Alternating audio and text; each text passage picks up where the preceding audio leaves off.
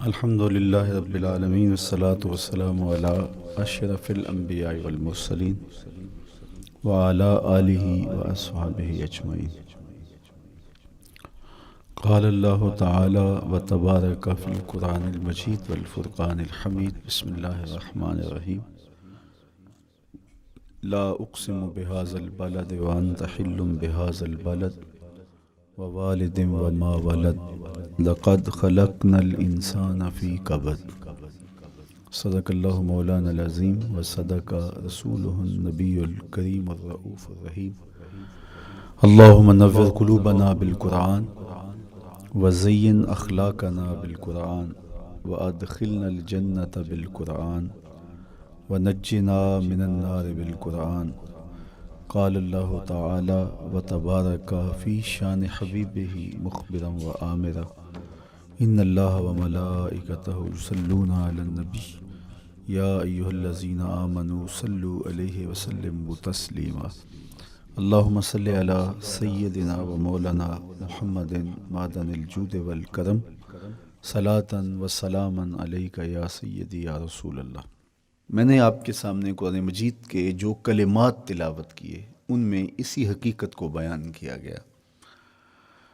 لا اقسم بہذا البلد، آغاز ہوا شہر مکہ کی قسم سے، قسم ہے مجھے اس شہر کی، پھر وجہ قسم بھی بیان کی، وانت حل بہذا البلد، مجھے اس شہر کی قسم اس لیے کہ محبوب اس شہر میں تو جو بستا ہے، تیرا بسیرا ہے اس شہر میں، اس شہر کی گلیوں نے تیرے قدم چومے ہیں اور تیرے انفاس کی مہک اس کی فضاؤں میں بسی ہے، اس لیے مجھے قسم کہ یہاں تم رہتے ہو۔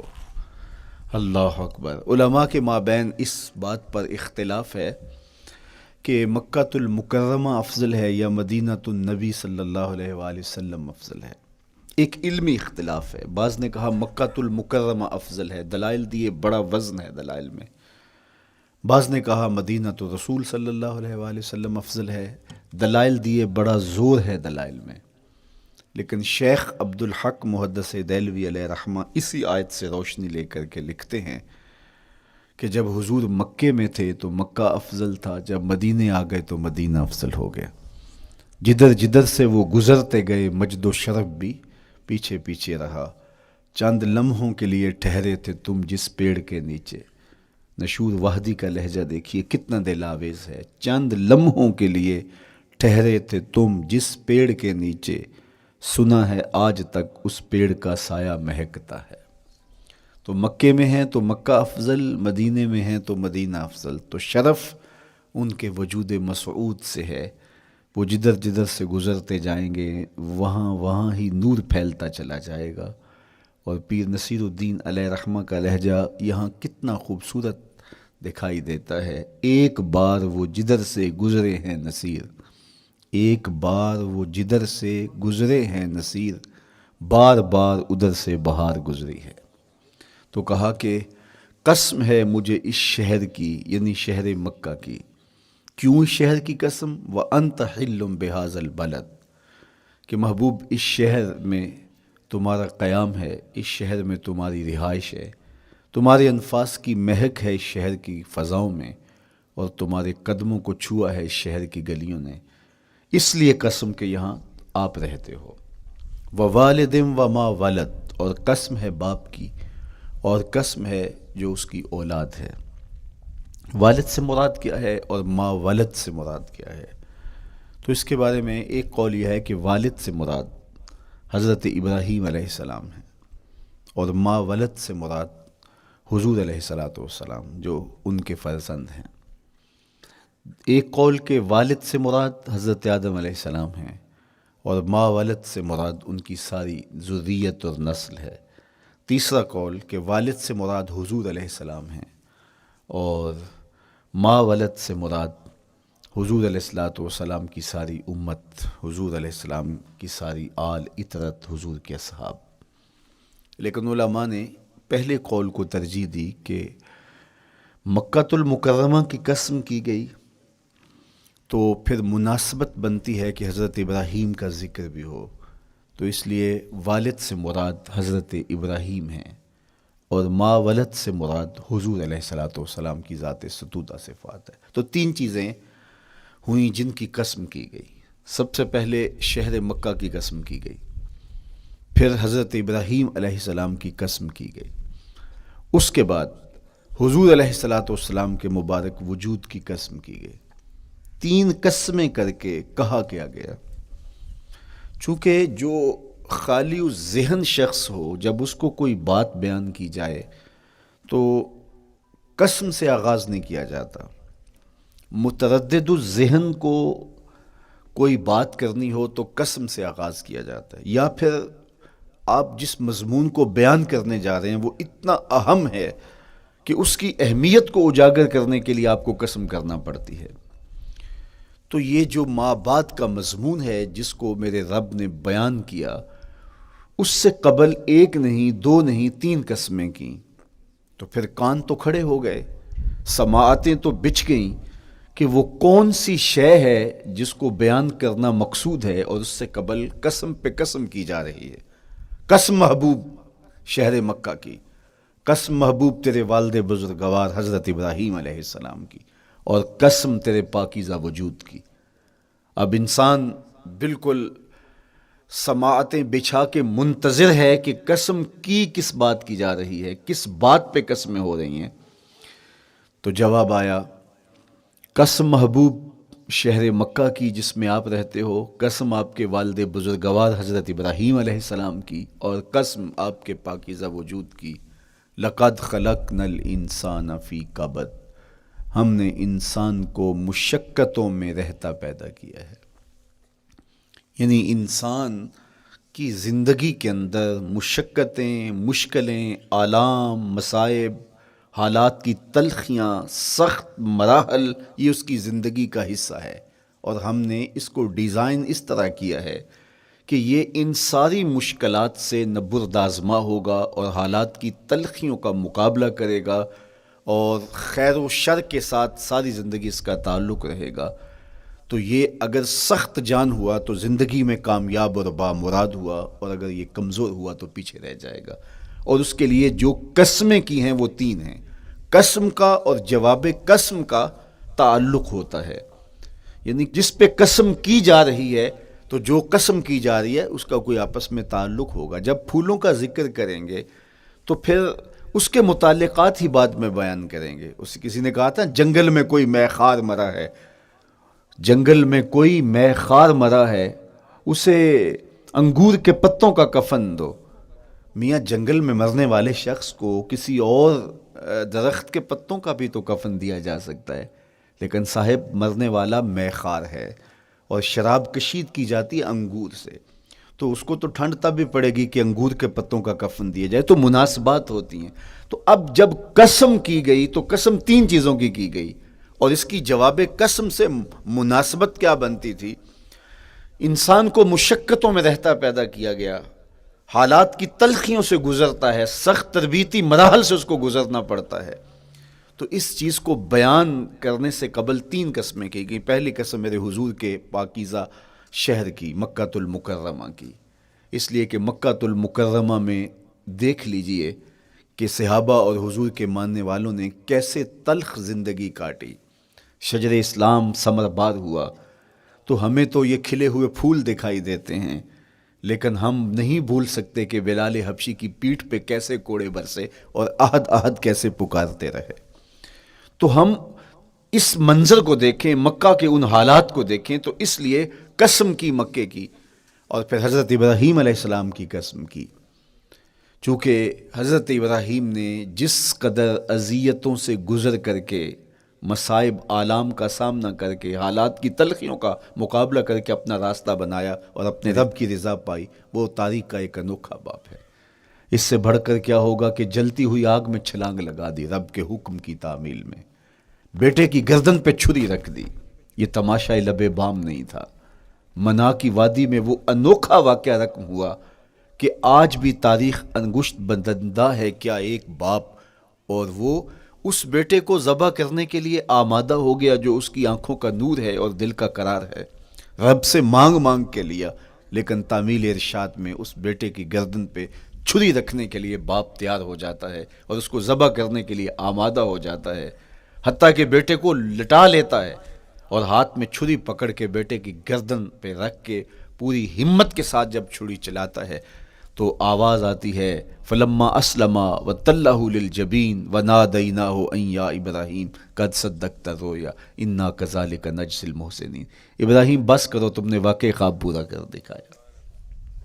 اپنی بیوی کو، اپنے نو مولود بچے کو وادی غیر ذی زرع میں چھوڑ آنا، جہاں کچھ بھی میسر نہیں تھا، یہاں آپ کو آپ کے ماں باپ چھوڑ کے جاتے ہیں، ایک خوبصورت آسودہ ماحول ہے، اور آپ کو جس مقصد کے لیے چھوڑ کے جا رہے ہیں تو وہ مقصد بھی آپ کے اور ان کے پیش نظر ہے، لیکن اس کے باوجود بھی جو ہے وہ آنکھیں نم ہو جاتی ہوں گی کہ ہم اپنی اولاد کو یہاں چھوڑ کے جا رہے ہیں، جبکہ ایک محفوظ پناہ گاہ میں آپ کو چھوڑ کے گئے۔ آپ کی تربیت کرنے والا ایک جو ہے وہ توانا طبقہ اور ایک توانا جو ہے وہ سٹاف موجود ہے جو آپ کی فکری، ذہنی، بدنی تربیت کے لیے کوشاں ہیں، لیکن اس کے باوجود بھی والدین محسوس کرتے ہیں لیکن اپنے نو مولود بچے کو وہاں چھوڑ کے جانا جہاں آب و دانہ بھی میسر نہیں تھا۔ مورخ اسلام فی جلندری نے اس وادی کا نقشہ کھینچتے ہوئے کہا، وہ وادی جس میں وحشت بھی قدم رکھتی تھی ڈر ڈر کے، جہاں پھرتے تھے آوارہ تھپیڑے بادے سر سر کے، جہاں پر گھاس اگتی تھی، جہاں نہ پھول کھلتے تھے، مگر وہ سرزمیں تھی آسماں بھی جھک کے ملتے تھے۔ تو اس وادی میں چھوڑ کے آنا، حضرت ابراہیم نے جو امتحانات دیے، اس لیے ان کی قسم کی، چونکہ جواب قسم کا تعلق بنتا ہے تو قسم ابراہیم کے پاکیزہ وجود کی کہ جنہوں نے دکھ سہے، تکالیف آلام گوارا کی، لیکن پائے ثبات میں لغزش نہیں آنے دی۔ تیسری قسم میرے حضور کے پاکیزہ وجود کی فرمایا جتنے دکھ مجھے دیے گئے، جتنی اذیتیں مجھے پہنچائی گئیں، اتنی کسی کو نہیں دی گئیں۔ پیدا ہوئے تو حضور کے باپ کا سایہ سر پہ نہیں تھا، پھر اس کے بعد حضور مختلف مراحل سے گزرے۔ 6 سال کی عمر میں ماں کا انتقال ہو گیا۔ جب راہ حق میں لوگوں کو دعوت رشد و ہدایت دینے نکلے تو جو لوگوں کے رویے تھے اور جو اذیتیں لوگوں نے پہنچائیں وہ ایک الگ باب ہے۔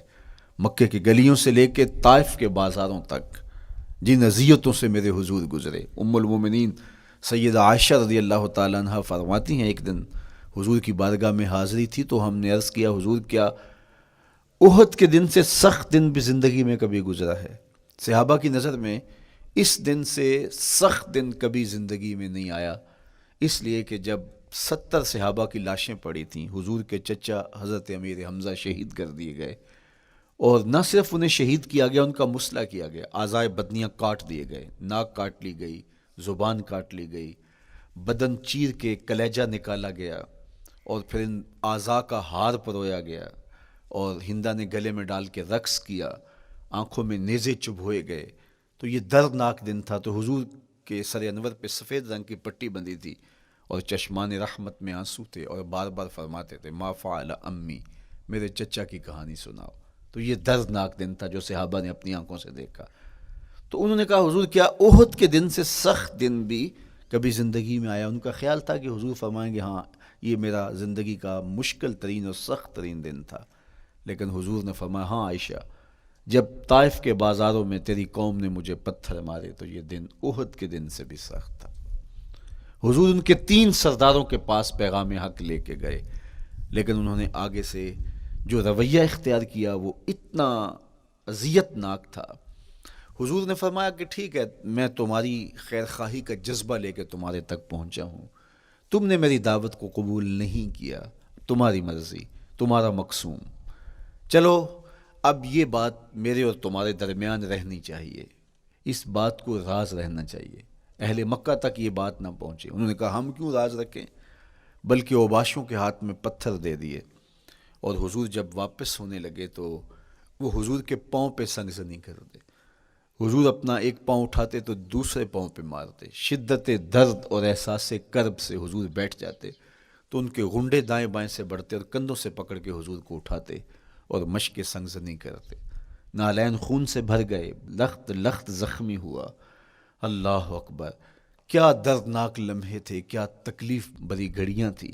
تو کہا کہ جب طائف کے بازاروں میں تیری قوم نے مجھے پتھر مارے تو یہ دن احد کے دن سے بھی سخت تھا.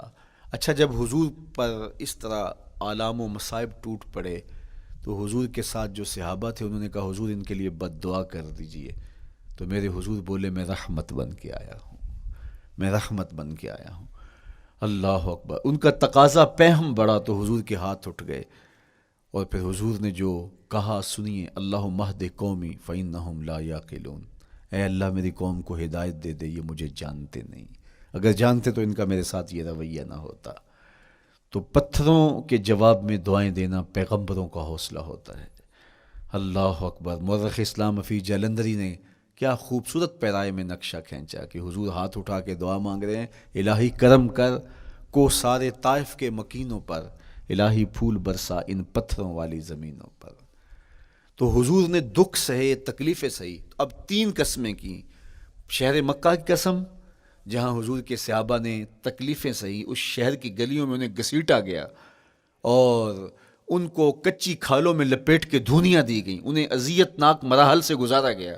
حضرت ابراہیم مشکل سے مشکل زندگی کاٹی اور رب کی رضا جوئی کے لیے کوشاں رہے، اور میرے حضور نے سخت ترین اذیتوں، مقاومتوں، مخالفتوں اور تکلیفوں کا سامنا کیا. تو ان 3 چیزوں کا حوالہ دے کر، ان 3 چیزوں کی قسم کر کے اب انسان کو بتایا جا رہا ہے کہ تم مشکلات سے تمہیں گزرنا پڑے گا، حالات کی تلخیاں تمہیں سہنی پڑیں گی. کسی مرتبے تک پہنچنے کے لیے تمہیں پھر تکلیفوں کی راہ اختیار کرنی پڑے گی. تم کون ہوتے ہو؟ میرا محبوب ہو تو تکلیفیں وہ بھی اٹھائے، 2 جہاں کا مالک ہو اور طائف کے بازاروں میں اس کے پاؤں پہ بھی پتھر پڑیں، اور کونین کا سردار ہو اور ان کے اوپر اوجری ڈال دی جائے، کائنات کا مالک ہو اور ان کو مکے کی گلیوں کے اندر ان کے گلے میں عقبہ بن ابی معیط کپڑا ڈالے اور تاؤ دے. تو کیا ان مشکلات سے تم بچ سکتے ہو؟ جب تم کسی منزل تک پہنچنا چاہتے ہو تو پھر یہ حوالے ماضی کے دیکھ لو. 3 قسمیں کر کے اس حقیقت کو بیان کیا.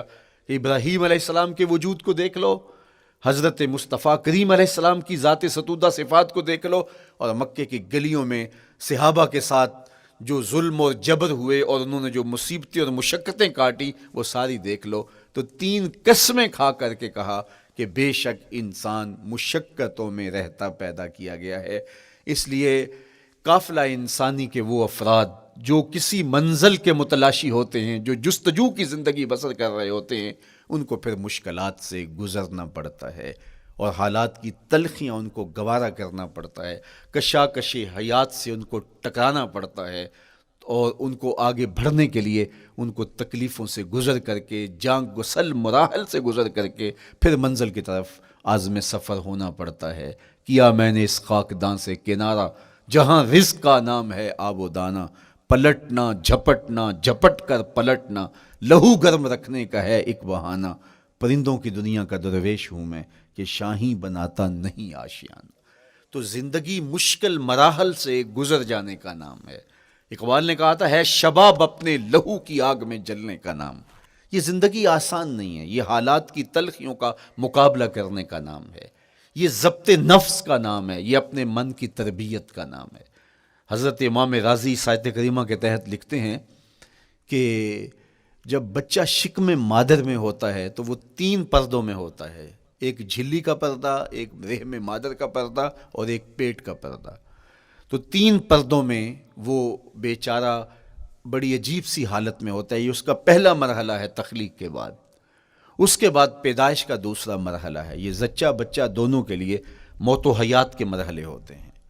اس کے بعد وہ پیدا ہوا، اس دنیا پہ آیا تو اس کی مشکل کیا ہے؟ زبان ہے، بولنا نہیں جانتا، دیکھتا ہے پہچان نہیں سکتا، سنتا ہے سمجھ نہیں سکتا، ہاتھ ہیں پکڑ نہیں سکتا، ٹانگیں ہیں چل نہیں سکتا.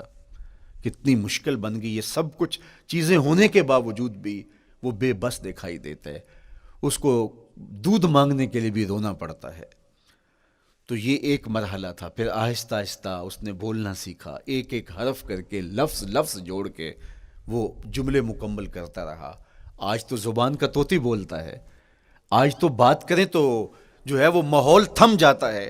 لیکن انسان ذرا پلٹ کے آغوش مادر میں تیری ماں نے ایک ایک حرف تجھے سکھایا تھا، ایک ایک لفظ تجھے سکھایا تھا، لفظ لفظ کر کے، حرف حرف کر کے جملے بنے، اور آج تیری گفتار کی شوخی کے تذکرے زمانے میں ہیں، تو پھر تجھے بولنا سکھایا، تو چل نہیں سکتا تھا، آج تیری جو ہے وہ جولانیاں دیکھنے والی ہیں، تیری رفتار کو کوئی چھو نہیں سکتا ہے، تیری آنکھوں کی بجلیاں آج عقابوں سے بڑھ کر ہیں، آج تیرے کانوں کے اندر نغموں کا جہاں آباد ہے، آج تیرے ہاتھوں کی گرفت کہ آگے شیر غراں بھی ہو تو وہ بھی بے بس ہو جاتا ہے، لیکن دیکھ تو کتنا مجبور تھا۔ اچھا چلو وہاں سے آگے آئے، پھر زندگی کو سیکھنا پڑتا ہے، آداب سیکھنے پڑتے ہیں، کس سے کیا بات کرنی ہے سیکھنا پڑتا ہے، آگے بڑھے، جوانی کی دہلیز پہ پہنچے۔ جوانی انسان کی زندگی کا بانکپن ہوتا ہے، عروج ہوتا ہے، اللہ اکبر، لیکن جوانی کو تقدس معاب رکھ کے منزل تک پہنچانا یہ سب سے مشکل مرحلہ ہوتا ہے، چونکہ جذبات بے قابو ہیں، خواہشیں آوارہ ہیں، اور تا حد نظر نظارے ہی نظارے جو دل کو کھینچتے ہیں۔ اب اپنے تقدس کو جو شخص محفوظ رکھے، کائنات میں سب سے قیمتی جوہر حضرت انسان کا اس کی عصمت کا جوہر ہے، اور سب سے حسین چہرہ وہ ہے جو جنسی کالک سے اپنے آپ کو بچا لے۔ تو جوانی ہو، بانکپن ہو، اور پھر اپنی خواہشات کو بے قابو نہ ہونے دیا جائے، سب سے مشکل مرحلہ پوری زندگی میں یہ آتا ہے۔ کسی نے کہا تھا کتاب زیست کا ایک اور باب بیت گیا، شباب بیت گیا، ایک عذاب بیت گیا۔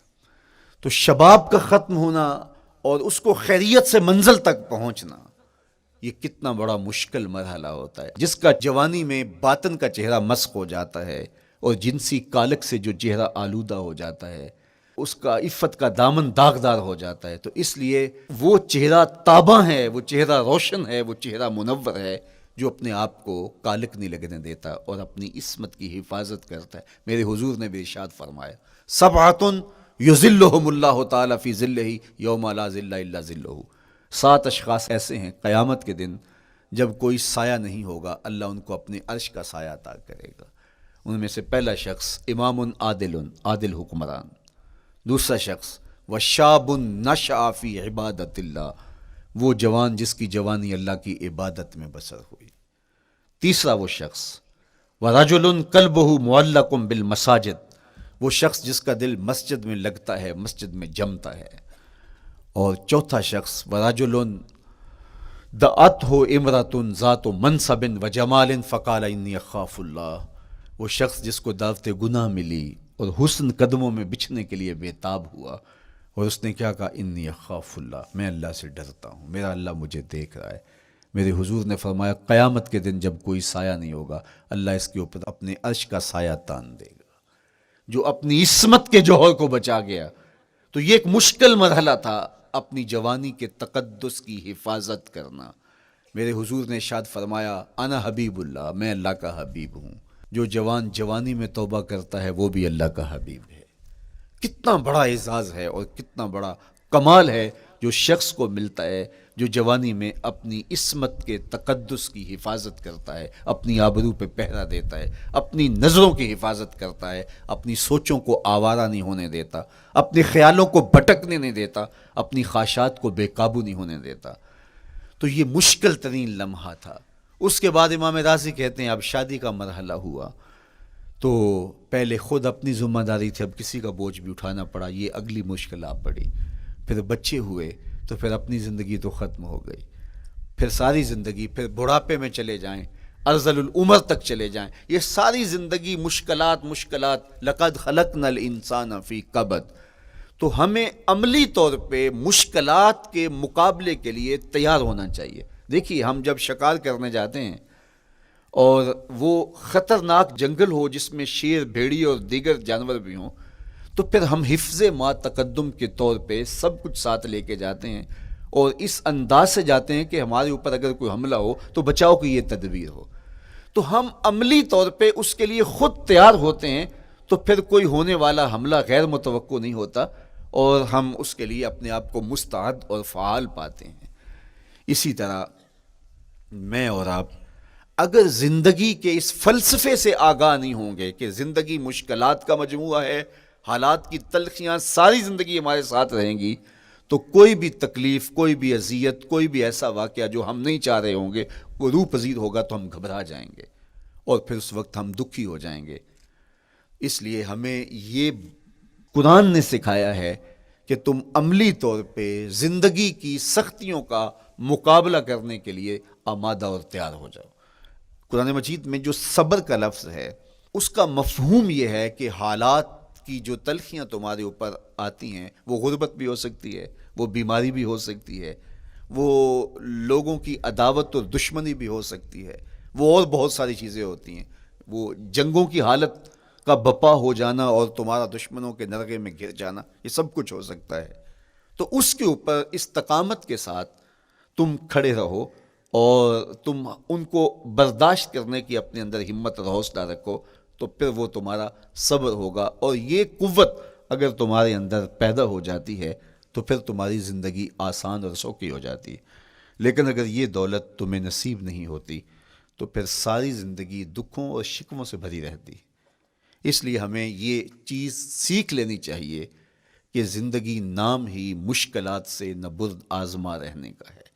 عملی طور پہ ہم دیکھو، ہمیں پتہ ہے سردی آ رہی ہے تو اس کا ہم پہلے انتظام کرتے ہیں، تو سردی ہمیں دکھی نہیں پھر کرتی، ہم سردی سے بھی لطف لیتے ہیں، موسم برسات سے بھی مزہ لیتے ہیں، اور گرمی سے بھی ہم ایک حاز حاصل کر لیتے ہیں اگر ہم اس کو جو ہے اس کے لیے عملی طور پہ اپنے آپ کو تیار کر لیں۔ لیکن اگر ہم اس کے لیے تیاری نہیں کریں گے تو سوائے گھبراہٹ کے اور کچھ نہیں ہوگا۔ تو مجھے اور آپ کو عملاً اپنے آپ کو اس بات کے لیے آمادہ کرنا پڑے گا کہ زندگی ان حالات کی تلخیوں سے ٹکرانے کا نام ہے، اور ساری زندگی ہمیں ان مراحل سے گزرتے رہنا پڑے گا۔ اور قرآن نے جو ہے وہ 3 قسمیں کر کے، اور 3 قسمیں بھی شہر مکہ کی اور محبوب کریم کے پاکیزہ وجود اور جناب ابراہیم علیہ الصلوۃ والسلام کی، تاکہ تمہیں پتہ چلے جب ان کو بھی ان مراحل سے گزرنا پڑا میں اور آپ کیا بیچتے ہیں۔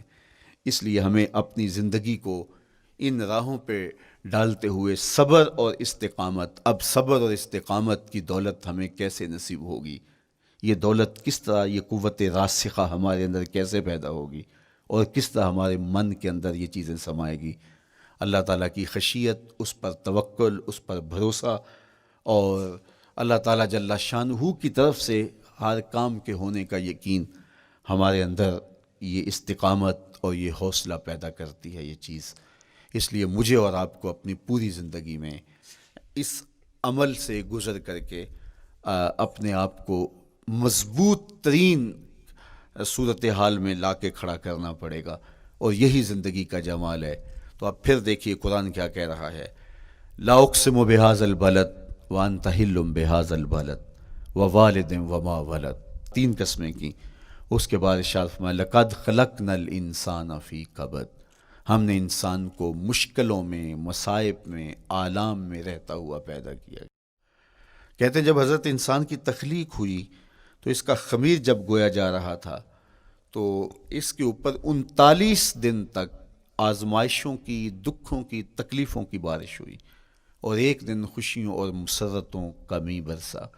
تو انسان کی زندگی کے اندر حالات سے ٹکرانا اور دکھوں کو سہنا اور دکھوں سے مقابلہ کرنا، یہ سیکھنا پڑے گا، اور جب انسان اس کو عملی طور پہ سیکھ جائے گا تو پھر زندگی کا جمال اور زندگی کا حسن نصیب ہوگا۔ دوسری بات، ہمیں اپنی زندگی میں 7 چیزوں کو اپنا اصول بنا لینا چاہیے، اور یہ 7 چیزیں وہ ہیں جو ہماری زندگی کو ایک خوبصورت سانچے میں ڈھال کر کے ہمیں ایک پاکیزہ اور ستھرا انسان بنا دیتی ہیں۔ پہلی چیز، التمسک بکتاب اللہ، اللہ کی کتاب سے جڑ جانا، وابستہ ہو جانا۔ جب ہم کتاب اللہ سے وابستہ ہو جائیں تو پھر ہمارے باطن کی اور نفس کی تربیت ہوتی ہے، اور پھر ہم وہ مطلوب انسان بنتے ہیں جو ہمارا رب ہم سے تقاضا کرتا ہے۔ تو اس لیے ہمیں اپنی زندگی میں اس چیز کو لازم کر لینا چاہیے کہ ہمارا کوئی بھی دن قرآن مجید کی تلاوت کے بغیر نہ گزرے۔ اپنے دن کا آغاز قرآن مجید کی تلاوت سے کیجیے۔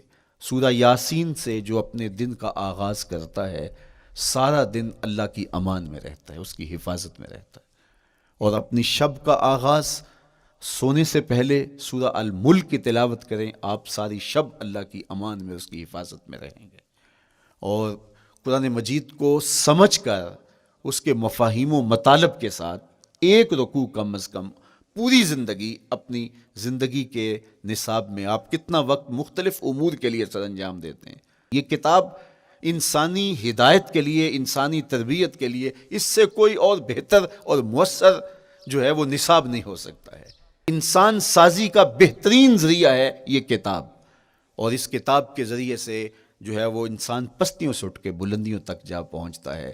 اقبال نے تو کہا کہ گر تمی خواہی مسلمان زیستن، نیست ممکن جز بقرآن زیستن۔ اگر تو مسلمان بن کے جینا چاہتا ہے تو قرآن کے بغیر ایک قدم بھی نہیں چل سکتا۔ تو آگے چل کے اسی نظم میں کہا کہ فاش می گوئم آنکھ در دل مزمرست، این کتاب نیست چیزیں دیگرست۔ اگر میں کھل کے بیان کر دوں جو میرے سینے میں چھپا ہے تو میں تجھے بتا دوں کھل کے، یہ کتاب نہیں، یہ کوئی اور ہی شے ہے۔ کن لوگوں کو کہاں سے اٹھایا اور یہ کتاب کہاں تک لے گئی، جو باہمی جنگ و جدل میں الجھے ہوئے تھے اور حرف شناس بھی نہیں تھے، جو سواد آشنا بھی نہیں تھے، پھر انہوں نے جو ہے وہ روما کی سلطنت بھی الٹ کے رکھ دی۔ یہ کرشمہ تھا اس کتاب کا، جس نے زندگی کا جمال ان کی روحوں کے اندر پیدا کر دیا۔ تو میں اور آپ اپنی زندگی میں قرآن مجید سے کبھی بھی دور نہ ہوں، روزانہ کی بنیاد پہ آپ تلاوت کلام مجید اپنی زندگی میں شامل رکھیں۔ انشاءاللہ اس کے اجالے دنیا میں اور آخرت میں آپ اپنی آنکھوں سے مشاہدہ کریں گے۔ حضرت امام احمد بن حنبل فرماتے ہیں، میں نے رب سے کہا کہ مجھے اپنا قرب عطا کر، آواز آئی میرا قرب چاہتے ہو تو قرآن پڑھا کرو۔ یہ رب کی قربت کی بھی ضمانت ہے اور ضبط نفس اور باطن کی تربیت کا بھی ذریعہ ہے۔ اچھا، دوسری بات، والاقتداء بسنت رسول اللہ صلی اللہ علیہ وآلہ وسلم۔ ہمارے لیے بہترین نمونہ ہمارے حضور علیہ الصلوۃ والسلام کی زندگی ہے، حضور کے دیا ہوا نظام حیات ہے، جس پر حضور نے خود عمل کر کے دکھایا۔ میرا عشق رسول، میری محبت رسول اس بات کا تقاضا کرتی ہے کہ میں ان کے طریقہ حیات کے مطابق اپنی زندگی گزاروں۔ اسلام دعوے کی بات نہیں کرتا، دلیل ہم سے مانگتا ہے۔ آج میں کہتا ہوں میں عاشق رسول ہوں، اور اتنا بڑا عاشق رسول ہوں کہ میرے جیسا زمانے میں دوسرا کوئی نہیں۔ میرے جذبات ایسے دکھائی دیتے ہیں، آسمان کو چیر دوں گا اور زمین کو پھاڑ دوں گا، لیکن ہمسایوں کے ساتھ میرا سلوک بتاتا ہے کہ میں عاشق رسول نہیں ہوں۔ دوستوں کے ساتھ میرا رویہ بتاتا ہے کہ میں عاشق رسول نہیں ہوں۔ میں کسی سے وعدہ کرتا ہوں اور پھر اس پہ پورا نہیں اتر پاتا، تو صاحب پھر آپ عاشق رسول نہیں ہیں، آپ کچھ اور ہیں۔ عشق رسول تو یہ ہے کہ میرے محبوب علیہ السلام نے کسی سے عہد کیا ہے کہ تمہارے آنے تک میں یہاں کھڑا ہوں، اور وہ جا کے بھول جاتا ہے، اور میرے حضور 3 دن وہاں منتظر رہتے ہیں۔ وہ اچانک گزرا اور دیکھا تو حضور علیہ السلام کھڑے ہیں، تو خود پریشان ہوا، صرف اتنی بات اسے کہی، صاحب تو نے مجھے مشکل میں ڈال دیا، تو نے مجھے مشقت میں ڈال دیا۔ عہد کیا ہے تو پھر اس کی پاسداری نبھا کے دکھائی۔ اللہ اکبر! میں اگر حضور سے محبت کرنے والا ہوں تو میرا رویہ بتائے کہ میں عاشق رسول ہوں۔ میری زبان پہ جھوٹ نہیں بول سکتی۔ آپ سے پوچھا گیا کہ مومن بزدلی کر سکتا ہے؟ کہا نہیں، بہادر ہوتا ہے، لیکن ہو سکتا ہے کبھی اس سے بزدلی سرزد بھی ہو جائے۔ پھر پوچھا گیا کہ مومن بخیل ہو سکتا ہے؟ کہا نہیں، سخی ہوتا ہے، لیکن ہو سکتا ہے کبھی اس سے بخل بھی سرزد ہو جائے۔ پھر تیسرا سوال حضور سے کیا گیا، مومن جھوٹا ہو سکتا ہے؟ فرمایا جھوٹا نہیں ہو سکتا، یہ پکی بات ہے کہ مومن جھوٹ نہیں بول سکتا۔ میں اور آپ اپنے رویوں میں دیکھیں کہ ہم کھڑے کہاں ہیں۔ آج ہم ان جگہوں پہ بھی جھوٹ بولتے ہیں جہاں جھوٹ بولنا ہماری مجبوری بھی نہیں ہوتی، چونکہ یہ ہماری فطرت ثانیہ اور عادت بن چکا ہے، اور ہم اس کو برا ہی نہیں سمجھتے۔ جبکہ جھوٹ جب کوئی شخص بولتا ہے، حدیث پاک میں آتا ہے اس کے منہ سے بدبو نکلتی ہے، رحمت کے فرشتے 1 میل دور ہٹ جاتے ہیں اس سے۔ اور سویر سے شام تک جب ہمارے معمولات یہ ہوں تو پھر ہم کہاں کھڑے ہیں اور رحمت کے فرشتے کہاں کھڑے ہیں؟ تو حضور علیہ الصلوۃ والسلام کی سنت کا اتباع حضور کی محبت کی دلیل ہوگی۔ امام قرطبی نے لکھا ہے، اللہ کی محبت کا کوئی دعویٰ کرے تو کیا دلیل ہوگی کہ یہ واقعی محب الہی ہے؟ تو کہا اللہ سے محبت کا دعویٰ کرنے والے کے لیے دلیل یہ ہے کہ وہ قرآن سے پیار کرے۔ قرآن سے پیار اور قرآن سے محبت کی دلیل یہ ہے کہ حضور کا پیار سینے میں رکھے. حضور سے محبت کی دلیل یہ ہے کہ سنت رسول سے پیار کرنے والا ہو. اور سنت رسول سے پیار کرنے کی دلیل یہ ہے کہ بدعات سے اجتناب کرنے والا ہو. ہر وہ طریقہ جو میرے حضور نے نہیں دیا اس کو اختیار نہ کرے، اس طریقے کو اختیار کرے جو حضور علیہ الصلوۃ والسلام کا عطا کرتا ہے. تیسری بات، عقل الحلال. یہ وہ بنیادی اصول ہیں جو ہماری زندگیوں میں اتر جانے چاہیے اور ہم ایک صالح اور خوبصورت انسان بن کے اس معاشرے کا حصہ بن سکتے ہیں. عقل حلال زندگی میں شامل ہو تو زندگی کو جمال نصیب ہوتا ہے اور باطن اور ظاہر کو طمانینت نصیب ہوتی ہے. اگر رزق پاک نہیں ہے تو آپ کعبے بھی جائیں تو وہاں بھی آپ محروم پلٹیں گے. میرے حضور علیہ الصلوۃ والسلام نے فرمایا ایک بندہ لمبا سفر کر کے گیا، اشعث اغبر کے لفظ ہیں کہ اس کے بال بکھرے ہوئے ہیں، سفر کی گرد پڑی ہوئی ہے اور لباس بھی پھٹا ہوا ہے، شکستہ حالت، پراگندہ صورت، اور کھڑا ہے کعبۃ اللہ کے سامنے. یمد یدیہ، دونوں ہاتھ لمبے کر کر کے دعا مانگ رہا ہے اور کیا کہتا ہے؟ اے اللہ، اے اللہ، ومطعمہ حرام ومشربہ حرام وملبسہ حرام وغذی بالحرام. فرمایا اس کا کھانا حرام کا ہے، اس کا پینا حرام کا ہے، اس نے جو لباس پہنا ہے وہ حرام کا ہے. میرے حضور فرماتے ہیں بتاؤ اس کی دعا کیسے قبول ہوگی؟ اب لمبا سفر کاٹ کے حرم کعبہ میں پہنچے، غلاف کو پکڑ پکڑ کے دعائیں کر رہا ہے، لمبے لمبے ہاتھ کر کے دعائیں مانگ رہا ہے، ملتزم سے لپٹا ہوا ہے، حتیم میں سجدہ ریز ہو کے رو رو کے دعائیں مانگ رہا ہے، لیکن دعا قبول نہیں ہوتی. کیوں؟ اس لیے کہ اس کے پیٹ میں لقمہ حرام کا ہے، اس کے بدن پہ لباس حرام کا ہے. تو اسلام نے جتنا زور حلال کمانے، حلال کھانے اور حلال اختیار کرنے پر دیا ہے، تو ایک مومن اگر اسلام کے مبادیات سے بھی آگاہ ہو تو اس کی تو زندگی کے اندر جو ہے وہ حرام گھس ہی نہیں سکتا ہے، بلکہ وہ مشکوک سے بھی اجتناب کرے. چوتھی چیز، کف الاذی. اپنے آپ کو ایسا بناؤ کہ تمہارے وجود سے کسی کو ضرر اور تکلیف نہ پہنچے. ہمارا اسلام تو ہمیں یہ بتاتا ہے کہ تم پیاز یا لہسن کھا کے مسجد میں نہ جاؤ کہ تمہارے منہ سے جو سمیل آتی ہے اس سے کسی کو تکلیف نہ پہنچے. تو یہ اسلام کی دی ہوئی تعلیمات ہیں کہ مسجد میں بھی جانا ہے تو اپنے آپ کو دیکھو کہ تمہاری حالت کیا ہے، تمہاری وجہ سے کسی کو تکلیف نہ پہنچے. تمہارے رویے اتنے خوبصورت ہوں، تمہارے ہمسائے بتائیں کہ یہ واقعی مسلمان ہے. مسلمان کی تعریف کی گئی، المسلم من سلم المسلمون من لسانہ و یدہ. مسلمان کون ہے؟ جس کے ہاتھ سے، جس کی زبان سے دوسرا مسلمان بھائی محفوظ ہے، تو وہ مسلمان ہے. اللہ اکبر. ہم یہ جو کہتے ہیں السلام علیکم، اس کو کہتے ہیں تحیت المسلم، مسلمان کا تحیت. تو اس میں اس کے معنی پہ غور کریں تو ہم اس کو ضمانت دے رہے ہوتے ہیں، السلام علیکم، تیرے اوپر سلامتی ہو. تو ہم اپنی جانب سے اسے ضمانت دیتے ہیں، میرے بھائی میری طرف سے تیری عزت، تیری جان، تیری آبرو سلامت ہے، اب میری جانب سے تو پریشان نہیں ہونا، میں تجھے سلامتی کی ضمانت دیتا ہوں. اور وہ آگے سے کیا کہتا ہے؟ وعلیکم السلام. میرے بھائی پھر میری جانب سے بھی تیرا سب کچھ محفوظ ہے. اگر سلام کا مفہوم اچھی طرح ہماری روحوں میں اتر جائے تو پھر ایسا ہو نہیں سکتا کہ ہم جس کو السلام علیکم کہہ دیں پھر اس سے ہم دھوکہ کریں یا اس کی آبرو پہ حملہ آور ہوں یا اس کے مال پہ حملہ آور ہوں جب السلام علیکم کہہ دیا. چونکہ جو ہمیں لفظ بولنے کے لیے کہا گئے ہیں اس کے پیچھے فلسفہ ہے لفظوں کا. یہ پھول ہیں، ان کو دیکھ کر سبحان اللہ کہنے کا کہا گیا ہے. پہاڑوں کو دیکھ کے اللہ اکبر کہنے کا کہا گیا ہے. پہاڑوں کو دیکھ کے سبحان اللہ کہہ دیں اور پھولوں کو دیکھ کے اللہ اکبر کہہ دیں، ایسا کیوں نہیں کہہ دیتے؟ لیکن نہیں، اس لیے کہ جب پہاڑوں کو دیکھتے ہیں تو دل میں ان کی ہیبت پیدا ہوتی ہے. اتنے بڑے پہاڑ، سمندر کو دیکھتے ہیں تو اس کی ہیبت پیدا ہوتی ہے. اتنا بڑا سمندر تا حد نظر پھیلا ہوا، تو جب اس کی بڑائی پیدا ہونے لگتی ہے تو فوراً پلٹایا گیا اللہ کی بڑائی کی طرف اور کہا بول اللہ اکبر، یہ نہیں میرا اللہ بڑا ہے. اور پھول کو جب دیکھا تو اس کی لطافت کی طرف الجھنے لگے، کتنا خوبصورت ہے، درزوں میں کیسے خوشبو بسی ہوئی ہے، کیسے رنگ ہیں، کیسے جمال ہیں. اللہ اکبر. وہ کیا کسی نے کہا تھا نا کہ درزوں کی لطافت میں خوشبو نے اماں پائی، گل چیرنے والے نے کس شان سے چیرا ہے. تو کیا کمال ہے یار، کیا پتیاں ہیں، کیا رنگ ہے، کیا خوبصورتی ہے، کیا لطافت ہے. الجھنے لگے، کہا بول سبحان اللہ، یہ کیا ہے، جس نے رنگ بھرے ہیں وہ پاک ہے. تو تیرا دل الجھ نہ جائے. تو جو ہم بولتے ہیں لفظ جہاں بھی بولتے ہیں اس کے پیچھے ایک فلسفہ ہوتا ہے. السلام علیکم یہ تحیت المسلم ہے. جب ہم کسی کو کہتے ہیں السلام علیکم تو اس کو ہم نے ضمانت دے دی، بس بات ختم، اب جو ہے وہ میری جانب سے تو محفوظ ہے۔ لیکن ہم سلام بھی لے رہے ہوں گے اور ہاتھ بھی کاٹ رہے ہوں گے اور اس کی جیب بھی کاٹ رہے ہوں گے، پھر سلام نہیں لیا، ہم نے منافقت کی ہے۔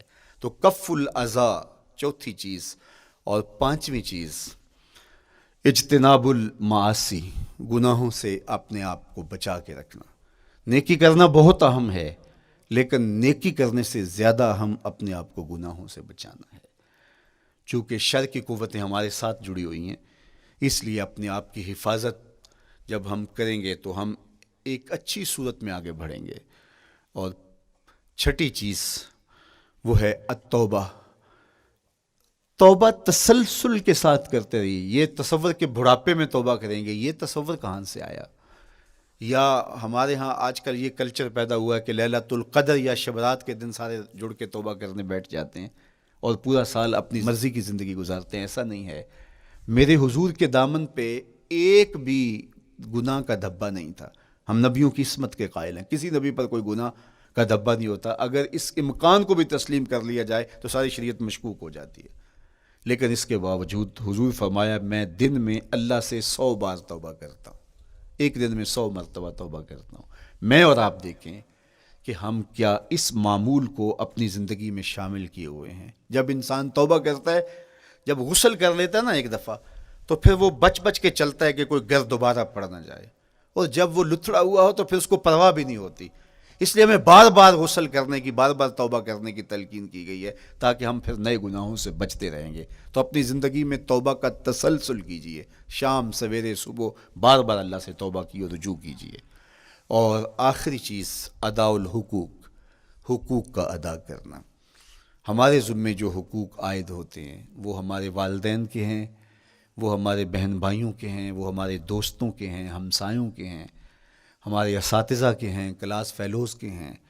وہ حقوق حتیٰ کہ جانوروں کی کیوں نہ ہوں، تو ان حقوق کو ہم ادا کرنے والے، دست بردار نہیں ہو سکتے ہم ان حقوق سے۔ یہ مومن کی زندگی ہے، یہ ہمارا نظم حیات ہے، یہ اسلام کا دیا ہوا منشور ہے، یہ طریقہ زندگی ہے کہ ہم ایک ایک کے حق کو ادا کرتے ہوئے اپنی زندگی کو بسر کریں۔ بالخصوص میں طلباء سے مخاطب ہوں کہ یہ عمر تربیتی اعتبار سے سب سے اہم عمر ہے۔ سیدنا علی المرتضیٰ رضی اللہ تعالیٰ عنہ فرماتے ہیں کہ 15 سال سے لے کر کے 20 سال تک کی عمر میں انسان کے نظریات پختہ ہوتے ہیں اور اس کی عادتیں جمتی ہیں۔ یہ دوسرے کہتے ہیں 13 سے 19 سال تک کی عمر، وہ کہتے ہیں یہ بڑی اہمیت کی حامل ہے۔ تو 13 سے 19 سال یا 15 سے 20 سال تک کی عمر، بعض کا تو ہوتا ہے کہ ابھی بچے ہیں، ماں باپ بھی سستی کرتے ہیں کہ ان کو تہجد کا عادی اب کیوں بنائیں، ابھی تو یہ بچے ہیں، ان کو ان چیزوں سے، چھوٹی چھوٹی چیزوں کا عادی اب کیوں بنائیں، جب بڑے ہوں گے، سمجھدار ہوں گے، ذمہ داریوں کا بوجھ آئے گا، سب کچھ کر لیں گے۔ تو پھر اس وقت کرنا مشکل ہوتا ہے، پھر کر نہیں پاتا بندہ۔ تو جو سیکھنا ہے، جو عادتیں پختہ کرنی ہے، وہ اسی زندگی میں ہوتی ہیں۔ تو یہ آپ کا ایک موقع ہے، آپ کا کوئی ایک ماحول فراہم ہوا ہے۔ آپ کے ہمسائے آپ کے کلاس فیلوز ہیں جو آپ کے ساتھ کمرے میں رہ رہے ہیں۔ ہمسائیگی کے حقوق ادا کرنے کا جو انداز ہے وہ یہاں ہی سیکھیے اور اپنے اندر اس کو متحقق کیجیے اور پختہ کیجیے۔ اسی طرح اپنے گفتگو کے لہجوں میں شائستگی، اپنے انداز کے اندر خوبصورتی اور اپنے رویوں کے اندر جمال پیدا کرنے کی کوشش کریں۔ اپنے آپ کو مؤثر بنائیں اور شریعت کے بتائے ہوئے اصول اور ضابطوں کے مطابق آپ جب زندگی کے چند دن گزار لیں گے، پھر زندگی گزارنے کا نشہ آنے لگ جائے گا۔ چونکہ جب ہم اپنی خواہش کی زندگی گزارتے ہیں تو پھر ہم خود بے چین اور مضطرب ہوتے ہیں، اس لیے کہ ہمیں اس طرح زندگی گزارنی چاہیے جس طرح ہمارے رب نے ہمیں بتایا ہے۔ آپ کوئی بھی مشین خریدتے ہیں، کوئی بھی چیز لیتے ہیں تو اس کے ساتھ چھوٹی سی بک دیتے ہیں، آپ کو اس کا طریقہ استعمال بتاتے ہیں کہ اس کو یوں استعمال کرو گے تو دیر پا اس کے فوائد حاصل کرو گے۔ اگر یہ مائک ہم اس طرح استعمال نہیں کرتے، اپنی خواہش سے استعمال کریں گے تو پھر نتیجہ کیا ہوگا کہ تھوڑے دنوں کے بعد جو ہے وہ خرابی کی طرف سلسلہ چلے گا۔ اس طرح یہ وجود جس پاکیزہ ذات نے بنایا ہے، اس نے ہمیں بتایا ہے کہ اس کو استعمال کیسے کرنا ہے اور اس زندگی کو کیسے گزارنا ہے۔ اور پھر انسان کو ایک ماڈل اور نمونہ بھی چاہیے تو کہا نمونہ دیکھنا ہے تو محمد عربی کی ذات دیکھ لو، ادھر دیکھتے جاؤ اور زندگی گزارتے جاؤ، دیکھنا تمہاری زندگی کتنی خوبصورت اور کتنی پروقار گزرتی ہے۔